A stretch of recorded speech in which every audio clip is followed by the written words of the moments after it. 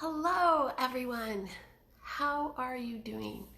Welcome to day one of this new masterclass series for business and leadership for the divine feminine. I'm so excited to be able to bring these topics to you these next 3 days because they're topics that are near and dear to my heart.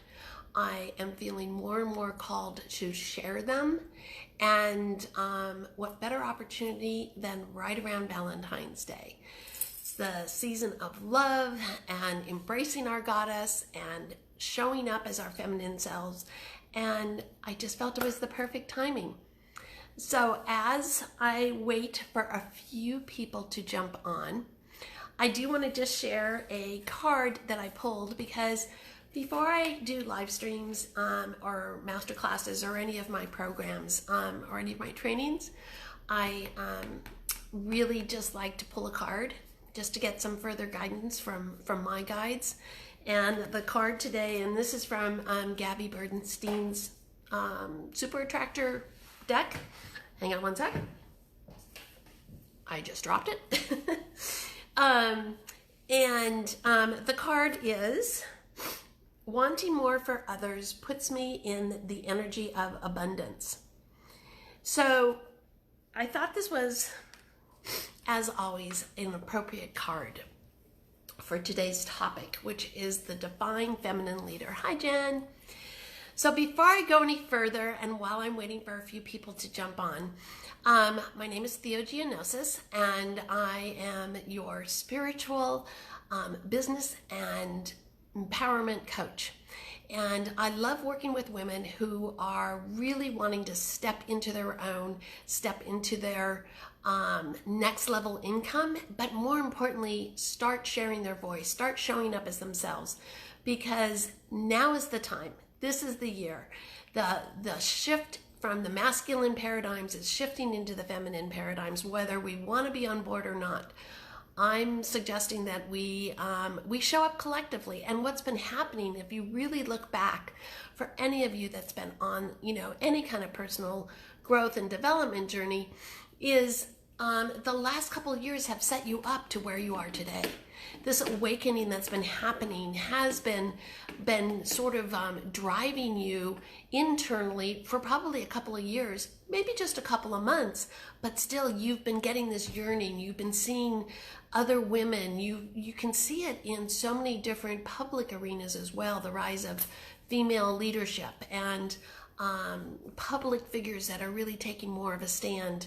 And in sports, in politics, for example, religion, all the things, there really is a greater awareness now of the power of women as they show up in public forums, no matter how large, whether you're selling out arenas or whether you are just speaking in your local communities.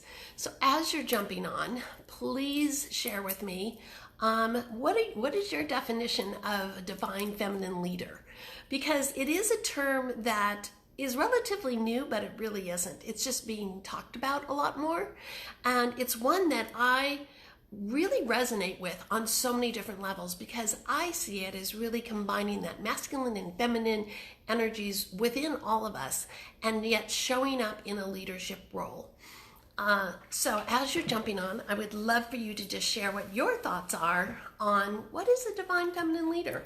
Because I want to have this discussion. I want to be able to present to you some ideas as far as what is a divine feminine leader, what is divine feminine leadership, and just exactly how can you show up in that manner in your world or in your business or in your community, or just for your personal self. So one of the things that I thought I would start with is by just kind of saying, again, just reiterating the fact that we're really shifting. The world collectively is shifting. The energetic blueprints shifted back in summer from 3D to 5D blueprints. And the matrices and the energies and the vibrations have all really been shifting. And I'm not going to go into all the world events that have happened that have kind of coincided with this phenomena, but it's true. It's scientific. It's fact. And some of the recent examples, like I was just giving, is look at the surge in women showing up as leaders, women really stepping into areas where the voice was not heard. You know, I can look at public figures just in this last year that have really just, you know, hit the world, so to speak. And, you know, there's Mel Robbins, who's now doing a talk show, and she's bringing up all the subjects that we didn't want to address, all the insecurities, all the self-esteem issues. There's Rachel Hollis. You know, she was someone who persevered for many years, was trying to sell her book and no one wanted to buy it. Then all of a sudden it was the right divine timing. And she has absolutely embraced and embodied her message, shown up in a manner that hi Becky. She has shown up in a manner that is reaching out to women of all different ages and demographics, and, you know, bringing music and bringing dance and bringing creativity and breaking through those masculine paradigms of what it really takes to be a leader in the world, what it takes to be a keynote speaker and put on events that sell out to millions of people. It's really getting down to the core feminine concepts of showing up as ourselves authentically. Mel Robbins, the same thing. She's kind of delving into the talk show arena, and I just loved watching her marketing and how she really put together this program where she's bringing the voice of the women that didn't want to speak to the forefront. And Brene Brown, you know, she kind of, I want to say in some respects, started this several years ago, but she also started talking about the shame and guilt that we carry. And, you know, you can go back and you can look, and it has been coming, but 2020 right now is the year. You can look in the political arenas, you know, and see where more women are stepping into leadership roles in that manner. You can look at actresses or public figures or women that are just not afraid to show up with not the perfect body and dance their hearts out. And it doesn't matter, it's their expression of their culture, of their creativity, of their feminine power. And that's what they love to do. And it doesn't matter that they have the perfect body or they don't. We are now finally recognizing the fact that we don't have to fit into a model. We don't have to be quiet anymore. So some of the old paradigms that we've grown up with, whether it be in our families, through generations, in our culture, in our marriages, or in the workplace, is that we were supposed to be quiet. We didn't really upset the apple cart. We didn't really say, you know, this isn't something that needs to be talked about. It's like, don't voice your opinion. And we also we've been known to be indecisive. And so it's like, oh, what could she possibly know? She's never been a manager. Or, you know, meanwhile, you could, in your personal life, be managing a household of 7 kids and a spouse.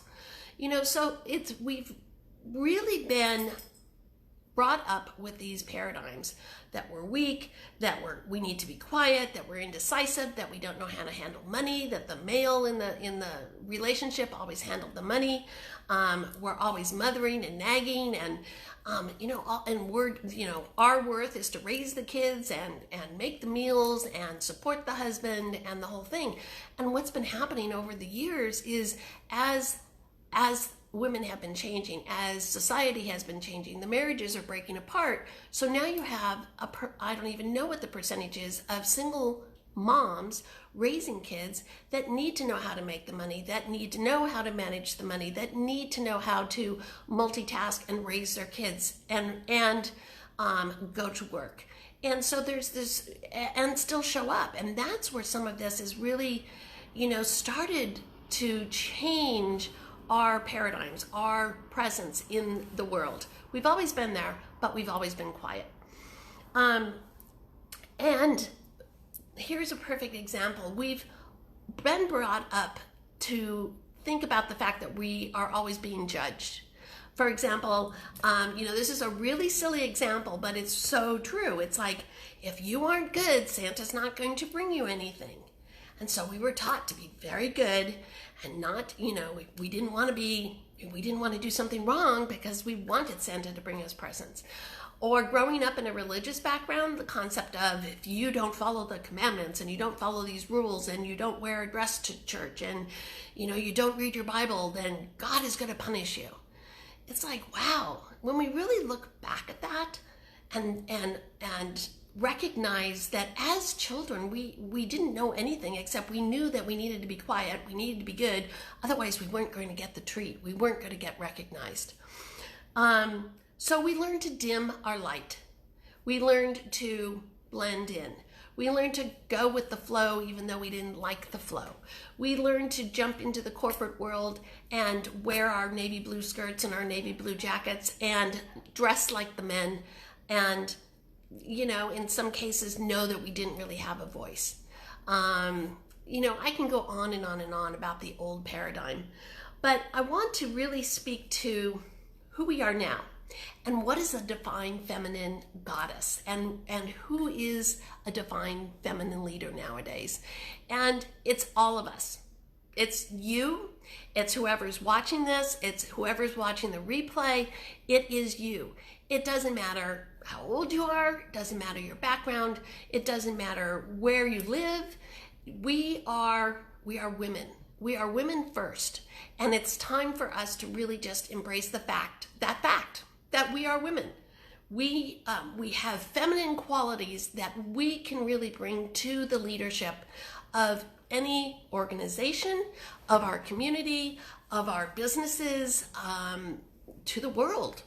If we really have the guts and we want to be brave to be able to step into that form, because it's messy. It's absolutely messy. I mean, any of the people that I just mentioned, it's not been an easy route for them.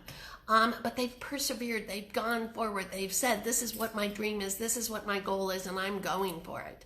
And they've not let self-doubt, self-judgment, any of the naysayers hold them back. If someone, sometimes for some of us, and maybe you can relate, it's almost when someone says you can't do it that you're more motivated to get it done. And how awesome is that? So I'm speaking to your goddess, and she's there. She's in you. You feel her. You can feel her inside you. You can hear her voice. She's that voice that really tries to guide you in perhaps a different direction. Or she's that voice that guides you to make a decision or to say yes to something or to say no to something. So you do hear her and you can feel her inside you. When you breathe, you can feel her in your heart. You can feel her just throughout your entire body, especially when you're meditating. I mean, that is one way to just absolutely positively not only get in touch with your goddess, but allow the spirit guides, allow source, allow your higher power, your God, to really, really speak to you. And you can feel her love. So, a goddess, and I would suggest to you, if you already have a vision of what a goddess is really kind of just listen to what I suggest and just kind of tap into that, because a goddess it can be someone that's, flowy and wearing flowy dresses and flowers and all the things, but it really is just an essence. I like to suggest that the goddess in you is your essence. It's your heart. It's your love. It is a light within you that when you illuminate it, when you spark it, when you just get so totally passionate about someone or anything or a subject or your work or your career or your business, that's your goddess. That's your goddess being lit up and just on fire. But it takes courage. It takes courage to speak up and to show up and to step out of your comfort zone. Because what has been occurring as one of these undercurrents is really just the concept that women are tired of just, staying at home, making the meals, getting kids to school, running off to work, coming home, doing all the things, and not being recognized for their skills and their abilities. And they're also tired of being just the PTA moms, the PTA organizers, or, whatever it might be in your community and that resonates for you. We're tired of it. We want to break out of the mold. We want the respect. But here's the trick. In order to get the respect that we want from our coworkers, from our spouse, from our partner, from our kids, from our family, we need to respect ourselves first. And one of the ways that we disrespect ourselves is by not honoring our voice, not honoring ourselves first, not taking care of ourselves first.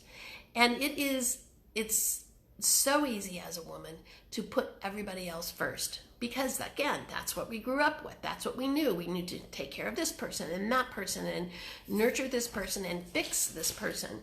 If there was ever a problem, it's like, I'm there to fix it. That's what we've grown to learn. The challenge is to now put that mirror on us and take care of us first. Because the beauty of this process is learning to love yourself first, learning to put yourself first and what it is you desire is not selfish at all. Despite what we might have been told, it is not selfish. It is actually the healthiest thing that you can do for all of those that you're trying to take care of. Because you are a leader. You are someone that your family looks up to. Everybody looks up to you. In some respects, you don't even know the people on the outside that are looking up to you or looking to see what you're doing and modeling themselves after you, or you're motivating them to do something. And especially in this online world, we have no way of knowing exactly where our message lands, but we trust that our message will land to the person that needs to hear it the most. So showing up authentically as ourselves is so important. I wanted to just quickly touch on what are some traits of being a feminine leader. And in addition to embodying that feminine spirit, so to speak. So here are some traits. It's embodying the archetypes, and we can go down, have another entire discussion on the different female archetypes and where do you fit in. There's anywheres depending upon how you dissect them and what sources you're looking at. There's 7 to 9, sometimes 12 archetypes. It just depends on everybody's interpretation. But leading ourselves with our feminine gifts and not being afraid to do so. So, what do I mean? For example, being vulnerable. And I know, oh my gosh, no. I came from the corporate background. I was very much always involved in a very masculine-driven world. I was in commercial real estate.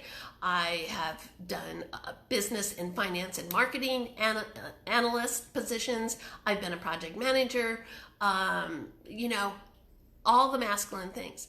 And I never, ever, ever would have seen showing up as a leader as being vulnerable. That was like the one thing that you didn't do. You checked that at the door. And what I'd like to propose is a shift, is a change. Being vulnerable and showing up as your authentic self, showing up and saying, I'm not perfect, is in fact a way to lead yourself and in turn lead others. So embodying these leadership, these goddess leadership traits, if you will, actually allows you to not only lead yourself in a more purposeful manner, but it then allows you to lead others. And another one is courage. It takes courage these days to, like I said, get out of your comfort zone, to maybe say something or do something or take up a career that is against what you were brought up to do. I mean, how many of us, we're told that we went to college, got a degree, we stayed in that career, and maybe you're, a corporate lawyer now and you're making 6 figures and you hate it. I can tell you I've worked with clients that are in that position. They don't like it. And they recognize now there's something better. They don't have to stay in that position. They don't have to be a corporate lawyer just because that's what they went to school for. We can make a change. And it really taps into what is our inner fire? What is our inner passion? What do we desire? How many of us have not ever really taken the time to figure that out? I know that was the case for me. My boys left college. I was a single mom. My boys left for college, and all of a sudden it was like, well, what do I do? So I figured I'd get my MBA. That was a good thing to do, and that would elevate me in my career and all the things. And the reality was, I loved the experience. It actually turned me on to the social media and online business world. And so here I am using the business degree in a manner that I didn't really think. I thought I would be escalating myself within corporations or government organizations. So it's that shift. It's like being opened to the possibilities and just seeing what unfolds, but being courageous enough to do it. I mean, look at it this way. Being courageous is really an inherent quality as being a female, especially if we've given birth. I mean, that's something that's pretty courageous. You already know going into the whole process that there's going to be some pain and discomfort towards the end, and probably throughout that 9 months, our body changes, everything changes, the way we move, the way we feel. It's courageous to embark on that 9-month journey. So we're courageous. We're courageous as females. And another thing is we can bring compassion to our leadership. We can bring compassion. We are empathetic beings. We understand, especially if you've been through an experience in your life that you're able to share. We're compassionate to others that come behind us, that are on this journey with us. Or, we're very compassionate right now to where women are, where the girls are in, the 13 to 16 range. We understand where they were at, and we're willing to talk about the subjects that our parents were not interested. They didn't know any better. Their parents didn't know any better. The information that we received from our parents, it goes back generations and generations and generations. And we're here to really make the changes. We're here to impact generations going forward and kind of say, screw all this bullshit. We're doing it different. And another thing is we're really, really great as feminine beings to be creative. And creativity is not always about painting a picture or being an artist. Creativity comes in the form of writing, of guiding others, of putting together proposals in your work environment, of leading others. And it really is a good portal to manifesting, because our creativity, I mean, even if we just look at balancing school schedules, work schedules, lunches, social events, practices, alone time with our spouse, we're very creative of how we make all that work. And then if you are in an online business, throw that into the mix. And we have to really come up with a plan. We lead others in our world to guide them to what they need to get done. As long as we take care of ourselves first, it all works perfectly, because otherwise we fall into that resentment. We fall into that, why them, not me? I'm tired of doing this first. Someone needs to do this for me. And we get into that self-doubt. We fall into the, I'm not worthy to make money. I'm not enough. Oh my gosh, the I'm not enough. That's something that is so deeply seated within us that unpacking that is a lifelong process. But we also then start judging ourselves. Oh my gosh, I'm not getting everything done that so-and-so is doing. We start comparing. And the reality is we need to be compassionate with ourselves first. And another thing that we bring to the world, bring to our communities, bring to our clients, is that we have vision. So the older we get, the wiser we get. I think that's one of those sayings that I remember hearing going, oh yeah, whatever. But I'm really understanding what that really means. And what that really means is that as we get older, and maybe some of you can relate to this, as we get older, do you find yourself not worrying about some of the things we used to spend so much time worrying about years ago? It's like we get a different perspective. We have a better recognition of what really matters in life. And yes, as we get older, we recognize it's not about the stuff. It's not about the fancy house on the hill. It's not about the car. All of those are super awesome and fun and exciting, but that's not really what motivates us. It's not really our passions. It is much more along the lines of creating memories with our family and our grandkids, and going on adventures and traveling and not being down to a house just because you've had that house for 15 years. It's the freedom now that we enjoy, where we can say, you know what, let's sell the house and travel the world. I mean, that is what is so exciting as you really develop and really honor your feminine spirit. And so that would be like one way, is really embodying the goddess archetypes. And another thing is the transformation that we can bring. So transformation in the form of sharing our experiences, and how can you transform your suffering, your challenges, things you've experienced, good and bad, positives and negatives, traumatic and not traumatic, but how can you share all of those experiences with other women? These are the gifts that we have as female leaders, is we are able to really work through our feelings and our emotions and recognize that they're thoughts, and recognize that we tell ourselves these stories and these limiting beliefs that are holding us back. And the ability to really dive deep and do some of this deeper work is something that you don't see a lot of men signing up for. But there's a lot of women that are really, really craving new information. They're craving someone to just guide them and show them the way. And, as a business and empowerment coach, that's what I love working with women. I love being able to light the way, light the journey for them, and watch them totally expand and embody their gifts, their spirit, their inner light, their passions. It's awesome. It is just for me, so rewarding to be able to be in this capacity, to be visible right now in my communities, in my circles, with my clients, and have this opportunity to share this information. And I have a podcast coming up. I have a book that's going to be available at the end of the year. And I am just so excited. This was something, I take that back. This was something I always dreamed of 5, 7, 10 years ago. And yet I always kept it as a dream. But now that I'm actually living part of this and showing up and really, really tapping into my desires and how I want to feel when all of these things come into play, it's fun. I mean, we've lost our sense of fun.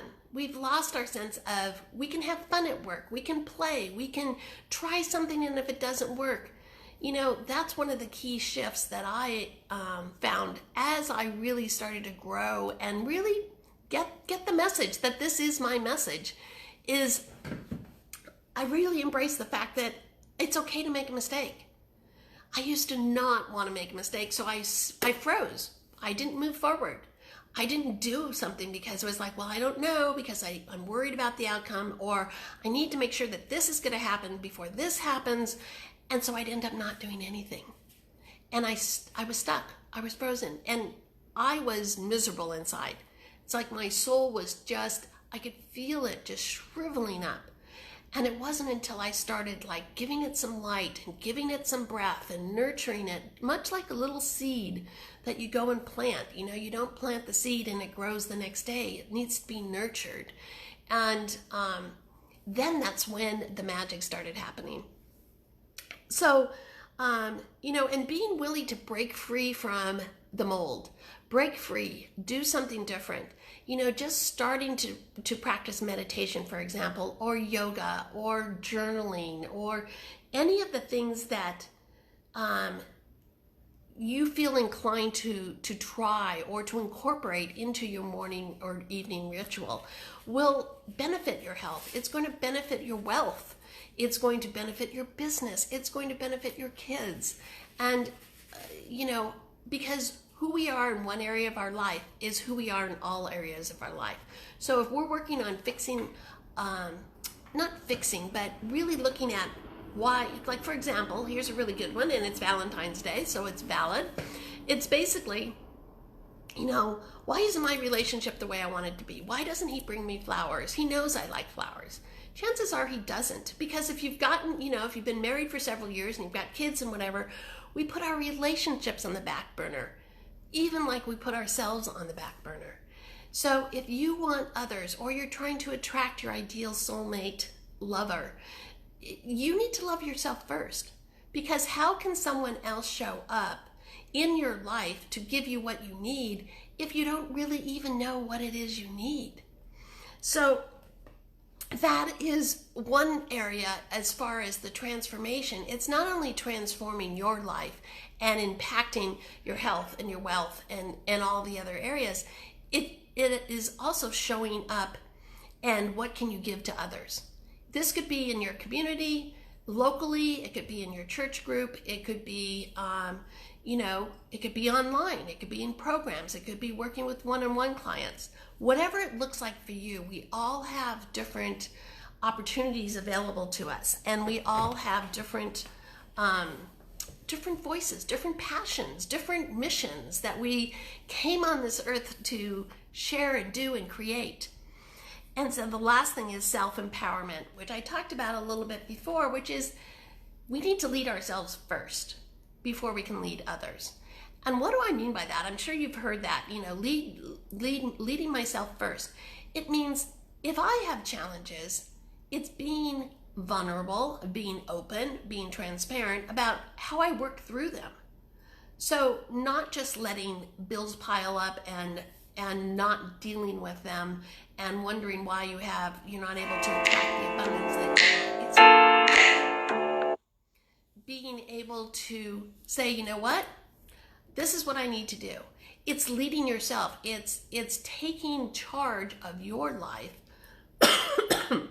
and showing other women how to work through it. So rather than, like maybe you've recently broke up with someone, and it's like, rather than, it's sad, and we need to grieve through it and process the whole thing and the whole relationship, why it fell apart, all the different components. But it's taking a look at what your side of that was.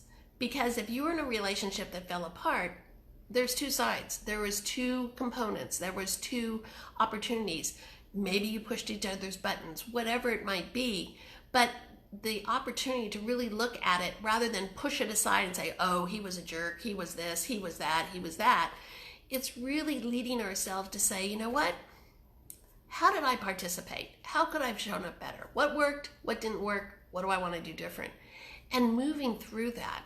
And in turn, then we can lead other women through the experiences, through the processes that we did for ourselves.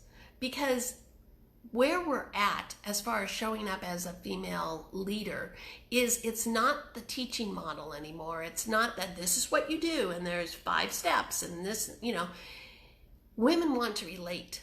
They want to relate to you. They want a relationship. We love relationships. Women love to talk. We love to connect. We love to go to coffee, all the things. And that is how you will be able to show up and be the true leader. People want to see that you're not perfect. Gone are the days of putting people on a pedestal and thinking nothing bad ever happens. They don't make mistakes. They don't have challenges. That's not true. We want to know that they can relate to us, and that goes back to bringing compassion into your leadership. I want to know, my coaches that I work with one-on-one, I have a relationship with them. I know that I can tell them what I need to tell them, that they will mirror back to me perspectives that I can't see myself.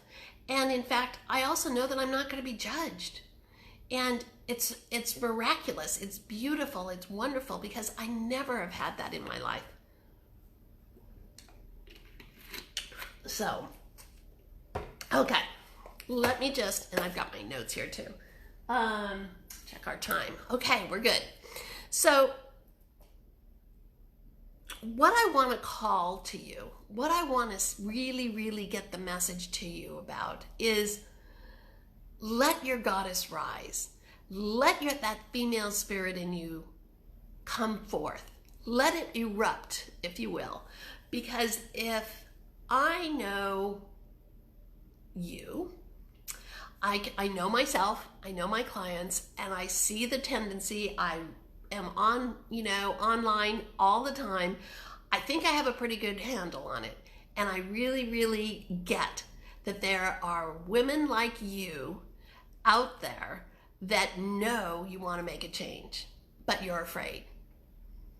So I get the fear. I was there years ago. I was there. I was afraid to make the change. What would people think? How can I make a living? I better follow this other path, even though I really hate it. But fear is really one of those indicators for us. It's our subconscious brain that wants to keep us safe. Fear is trying to protect us. Now, there's a fear where you could be in physical harm, and yes, you should listen to that. But it's that other fear voice, the fear voice that's trying to drown out your goddess saying, no, let's go write that book that you always wanted to write. Let's go speak at a local community. Let's expand in this area. And your fear is the one that wants to quiet the voice of the goddess, if you will. It doesn't want to do any of that. It's like, no, because our subconscious brain has so many limiting beliefs and stories that it's been playing for us year after year after year. And we fall into that groove of, oh yeah, let's stay safe. Let's not really be noticed, because again, these are all generational things that we've grown up with, stories that were told to us as kids, as girls. And I know that there are many of you that are just ready to embark on something new and wonderful. So one of the ways that you can sort of embrace, connect, and open up is starting with your heart chakra. I mean, the heart chakra, if you think of it, is the main organ in our body that sends all this beautiful blood and circulation and keeps all these other organs just moving and growing, and it also is the place where we hold our passion, where we hold our womanhood, if you will. It's one of the places. Our womb is the other place that we have our feminine organs, our feminine gifts.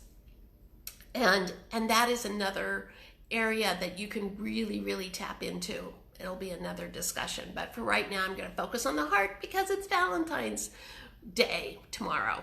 So, but opening up your heart chakra and really just letting that little girl, that little inner child, let her out to play.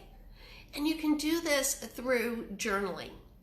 Journaling is a great process to be able to just do some free writing. Journaling, it's not a diary. I think, sometimes people feel like a journal is, today I did this and today I did that. It's not. Journaling is that way of connecting with your inner spirit and being able to allow the messages to come through.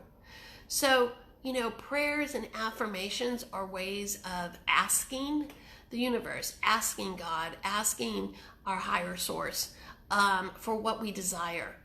And meditation and journaling is where we receive the answers. So if you're asking for something, if you're asking questions, but you're not allowing opportunities to receive the messages unfiltered through journaling and meditation, then that is where you maybe aren't connecting. And you can say, well, I tried this and I didn't get this. So it's a very big component. It's how you open up your heart chakra. One of the other ways is yoga is a wonderful way to get all of your chakras in alignment and opened up. But the heart chakra, it could be simply as wonderful as going to the park and watching kids play. It sounds so simplistic, but if you really want to tap into that fun spirit in your heart and your little girl and tap into the goddess within, go watch kids be playful, because they don't have those limiting stories yet. They're just doing whatever comes to mind without a care in the world. And it's beautiful to watch, and it allows you to tap into that. And one of the, and I'm going to give you a couple journaling prompts here in just a minute, but leading with love. Another way we can lead with love is to be compassionate of others. So we're in a hurry, we're trying to get everything done, we're trying to get back home, pick up kids, whatever it might be, and someone cuts in front of us in line in the grocery store, and it's like, we want to go, God damn it, you need to get the back of the line, or whatever it might be. It like triggers us because it's like, oh, they're messing with us. But coming from a place of love and just kind of saying to yourself, well, you know what? That person must need to get out of the store quicker than I do. It's the ability to just take that step back and recognize that things don't happen to us. They happen for us. So that person wasn't personally trying to cut in front of us and ruin our day or make us 5 minutes late. It gives us an opportunity to tap into the flow and recognize that, the universe has my back, to quote Gabby Bernstein, but the universe has my back. The universe knows what I need to get done. I'm just going to trust that this is all going to work out.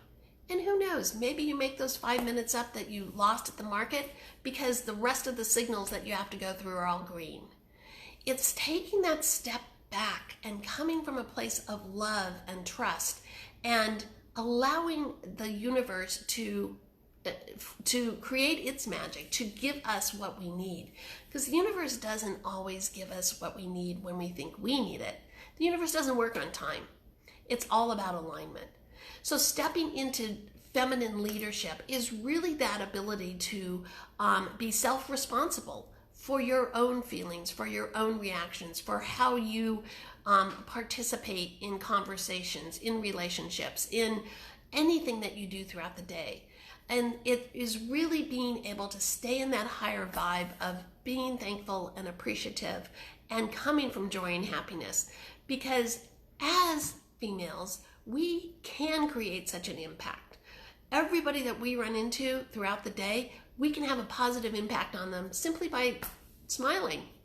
I mean, I know it sounds simplistic, but just give it a try, because the other benefit to that is you're going to start feeling better.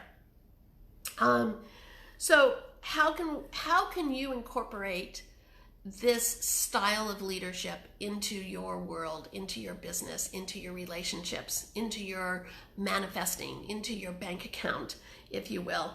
And it really is merging everything that you might bring to the table as far as business, that sort of masculine thinking, the masculine, gotta get this done, I gotta hustle, I gotta do this, this, and this, merging it with our divine feminine, letting our goddess have some fun, leaning back sometimes, not thinking that we have to make all the decisions, we've got to make this. Just take a step back and surrender to the fact that there's powers greater than us that really do have the control. We think that we do. The reality is we don't. We don't know what's going to happen in the next hour. We have no way to know what's happening in the next hour. The only thing we know is right this second. That's all we can do right now, is change how we're going to react, what we're going to say, and our actions right in this moment. And this moment just became the past. So it is not looking so far into the future and thinking you need to do this because of this, because of this, because of this. It's taking that step back and saying, you know what? The universe knows what I need to get done today. I'm going to trust. I'm going to go with the flow. I'm really going to listen to my intuition, because that is really the key to tapping into who you are as a divine feminine being. Knowing that you can listen to the voice, because so often we find ourselves looking outside. I need that book, I need to take that workshop, I need that certificate, I need that degree, then I'll be happy, then I'll be successful. I need that marriage, I need that car. And the reality is we don't need any of those external things to be happy, because if we're not happy now, just me, myself, and I, none of those things will make me happy. I can experience greater happiness by having those add into my life, But if I'm not appreciative for what I have right at this very moment, right in my world right now, I will not receive anything greater. I will not receive anything more. If I'm looking at my bank account and I'm complaining because there's not enough money in there, and I wanted this many clients and I wanted my business to be successful and it's not, and that's that lower vibe that just percolates and really, really drags us down. And as soon as you start recognizing how often we have that negative self-talk that shows up and wants to keep us in that low vibe, the sooner you can snap out of it and start spiraling upward. And the remedies are actually very easy. You could be, driving down the street and recognizing that, getting in that negative thought pattern again. Okay, I'm going to say my affirmations. I am worthy. Money loves me. Everything I do, I attract exactly who I need in my life. Whatever the affirmations are that resonate for you, you just say that and you just repeat it and you repeat it. And slowly but surely, you'll see you're not down in that lower spiral anymore. And another really, really quick thing to do, quick fix, is to just be grateful. Immediately, when you recognize that self-talk is coming into play, again, you could be in the middle of a meeting where you're not really happy with what they're, talking about, and you're kind of tuning out anyways. Just take an opportunity to be grateful. Be grateful for the fact that you have that job to go to. Be grateful for the fact that you're in an office building. Be grateful for the view that you have from the office building. Shift, shift, shift, shift. Because by doing that, again, it keeps you out of that lower vibration. It starts you on the upward spiral. And it starts the reprogramming in our brain that, sorry brain, we're not going that direction anymore. This is what we're doing. And it takes a while. And I will say, and this is from my own experience, it is so much fun when all of a sudden you react differently to a certain situation or a challenge or something, and you recognize, oh my God, that was my normal reaction. It's like I didn't have to consciously make sure I didn't let that person trigger me. It's like they didn't trigger me. And I responded in a much more adult manner. I used my emotional intelligence. I showed up and took care of what my needs were, and everything else fell into place the way it was supposed to fall into place. So it is really a wonderful journey that we're on. And I'm very excited because I have really, really stepped into not merging these two, like I said, the business and the feminine and the spiritual world all together, because that is who I am. So going back to one of the traits of a divine feminine leader, it is being vulnerable, being transparent, not thinking that I needed to show up in a certain manner, but rather be able to just be me and know that my message is being heard, know that I am attracting into my world the women that want this style of leadership, want this information. I want to be an inspiration. My goal with my clients, with the programs that I offer, with everything that I am doing is, first of all, it has to be fun. Absolutely. It has to be fun. I'm tired of just doing things because that's what that's what someone said I have to do. It's my own business. I can do what's fun. But the other thing is, it has to be playful. And most importantly, it needs to be something that I'm super passionate about, because I understand the universal laws. I work within the guidelines of the universal laws of abundance, of allowing, of all the things, of receiving. And I understand the energetics, and that is how it works. I show up with my message, my passion, in a manner that is me, not what someone else has said, this is what you need to do. And I magnetize the women that want exactly what I have and want to hear the message. And my goal is to be able to walk with women on their journey. I'm not I'm not the dictator. This is the way, your way or my way. I recognize the fact that we are all unique individuals. We are all divine feminine beings. We're all different. We have different experiences, different backgrounds, different ages. We live in different cultures, different countries, and we all have our different experiences. So there is no one way that's a cookie cutter way of doing, growing your business or showing up as your divine leadership. It is all different.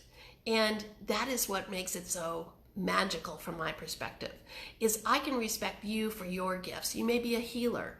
You may be someone that works with in natural medicine. You may be someone that guides women as far as fitness and nutrition. It's like we all work together, because collectively is how we can create the change and the impact that we all want to create. We all want to have an impact on the world, whether it's just our kids and our families, whether it's the community we live in, whether it's the online world, whether it's the global, universe.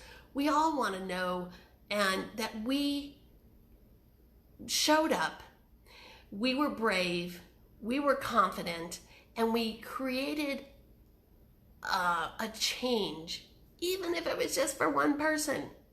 We want to know that we had an impact, that we made a difference. And we want to have fun and enjoy life in the meantime. And that means receiving whatever the universe gives us as far as travel and income and any of the other things that you desire as you go along your spiritual journey. So the last, because I have my notes here, is really, again, for me, the biggest connection and the biggest message that I can, would be a takeaway, is if you really want to understand better what your purpose is, what you're passionate about, it really can be done through tapping into your intuition, getting out of your head, and into your heart. And the way that you can do this, the quickest, easiest, purest way, is through meditation and journaling. So for those of you that are want some things to kind of consider, I found that these journal prompts are interesting because it gives you that opportunity to recognize everything that you've accomplished in your life, because we tend to blow through anything that we do. It's like, oh yeah, well, I was supposed to do that, so I did get that degree, but that's because my employer paid for it. And it's like we discount all of our accomplishments. We discount the fact that our kids made it through high school. Well, we need to congratulate ourselves, because we had something to do with that as well. And just the little things, it's like maybe you wanted to pay off some debt, and it was like you finally paid it off, but it was just like, yeah, well, I know I needed to do that. We need to celebrate. We need to celebrate our accomplishments. We need to recognize ourselves for all the things that we do. So this first journal prompt is, what are 5 life lessons that you've learned so far? 5 big ones. Because this would be a way for you to be able to understand what gifts you can bring to other women. If you're struggling with trying to find your purpose and what you're passionate about, this is really a good way to just kind of start that flow. And it doesn't have to be 5. But don't think that, who would want to know anything that I haven't done anything in my life that's worthy. I really want you to start looking at that. Look at everything that you've accomplished in your life, and what are some of the life lessons? What were the most important ones that you learned that you feel would be of value to share with other women? And then how can you share it? I mean, it could be simply writing a blog. It could be coaching women one-on-one. It could be going back and getting a degree in counseling instead of the current degree that you have. It could be just doing, workshops in your community. It could be starting an online business. It could be guiding women, putting a program out there, guiding them through whatever one of those life lessons was for you in that manner. So I really hope that this gave you some insights into the calling. And like I said, we're all feeling it. And I appreciate everybody that has watched this workshop. And when you're watching the replay, please let me know your thoughts. engage with the replay. Just do hashtag replay. Let me know you were here. I'd be glad to answer any questions. I do have these workshops are really, really high level. There's so many different topics that we could dive into on an individual basis, but my purpose in doing the workshops is to just really start planting those seeds, you know, or maybe just reinvigorating, reigniting that passion, you know, reigniting your motivation to really stand up for yourself and be brave and be courageous and do something totally different today. Maybe it's a hell yes, I'm doing it. So share with me what it is. There will be 2 more workshops coming up on tomorrow and on Thursday and Friday. And one of them is untangling your, hang on one second, untangling your money mindset. That's going to be on Saturday. And then tomorrow it's infusing your business with abundance rituals. So both of them are really, really juicy topics. I love talking about each of them. I could go on and on and on about all of these topics. So just, you know, if you're curious, watch my Facebook Lives, join my group, Illuminated Light Leaders. I go into some of these topics on a regular basis, just on some of my daily Facebook Lives, a little more informal. So reach out to me. Let me know if you have any questions. If there's any way that I can help guide you on your journey, give you resources, give you information. Just direct message me or leave a comment below. So I hope this was of value to you.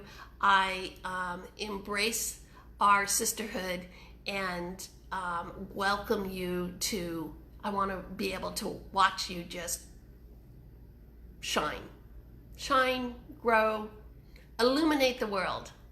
Let's do it. Bye.